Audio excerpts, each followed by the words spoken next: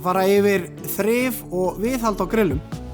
Það mjög mikilvægt að þrífa grillin reglulega. Það lengir líftímann og kemur í veg fyrir að það kvikni í gamalli fitu til dæmis sem hefur safnast saman. Ef það hægt, þá rosa gott að geyma grillin inni yfir veturinn. Annars mælum við með yfirbreiðslu, en það þarf samt að tjekka á yfirbreiðslunum reglulega. Taka þær af og lofta, vegna þess að ef það safnast raki undir, þá getur það skemmt grillið. Þegar ég að þrífa grill, þá byrja ég að setja með hanska.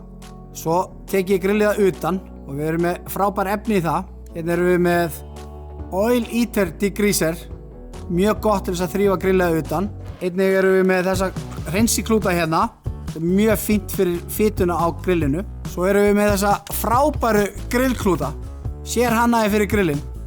Og það má nota þessa klúta innan í og utan á grillinu. Og ástæðan fyrir því að hægt að nota það innan í grillinu á grindurnar og allt innvolsið að það engin eiturefni í þessu. Gamanið ekki búið.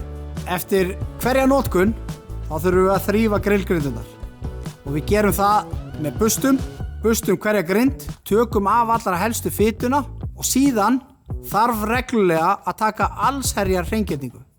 Þá þarf að taka allt innvolsið úr grillinu, grindurnar, hitadreifarana og það þarf að þrífa allt hérna ofan í grillinu og einnig þarf að þrífa brennarana sjálfa.